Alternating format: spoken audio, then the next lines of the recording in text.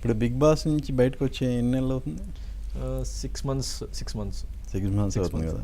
So so బయటకు వచ్చిన తర్వాత జనరల్గా ఇమ్మీడియట్గా అంటే గుర్తుంటుంది. బట్ ఈ 6 months తర్వాత నువ్వు ఆడియన్స్లోకి వెళ్ళినప్పుడు ఇప్పటికీ బిగ్ బాస్ గౌతమ్ అని ఏమన్నా ఆ ఐడెంటిటీ అనేది అలాగే పెరిగిందా, లేదంటే ఇంకేమన్నా ఆ క్రేజ్ కొంచెం తగ్గిందా, ఎలా?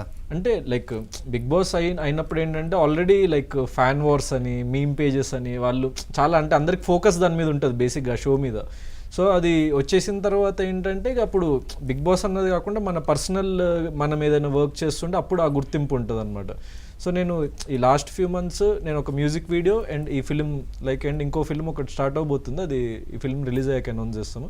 సో వాటి మీద వర్క్ చేస్తూ కంప్లీట్లీ ఒక దీని మీద ఫోకస్డ్గా ఉన్నా. సో ఇది వచ్చిన తర్వాతనే బయటికి నేను ఎక్కువ వచ్చి ప్రమోట్ చేయడం కానీ అదంతా చేద్దాము, అప్పుడు మళ్ళీ ఆడియన్స్ దగ్గరికి వెళ్దామని చెప్పేసి నేను అనుకున్నా.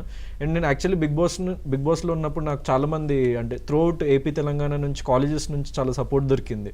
అంటే యునానిమస్గా కాలేజ్ మొత్తం నాకే ఓటింగ్ చేయడము అట్లాంటి వాళ్ళు ఉన్నారు. అండ్ సో వాళ్ళు చాలామంది నన్ను కలవాలని అనుకున్నారు బిగ్ బాస్ తర్వాత, నేను కలవలేకపోయినా అనమాట.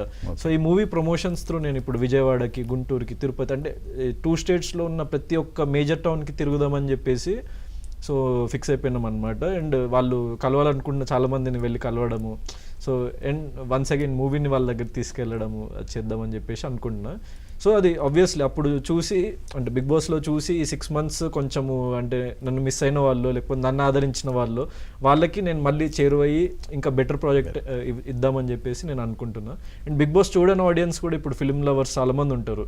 సో వాళ్ళకి ఒక కొత్త సెక్టర్ ఆఫ్ ఆడియన్స్కి కూడా నేను పరిచయం అవ్వబోతున్నా కాబట్టి I'm happy with this film.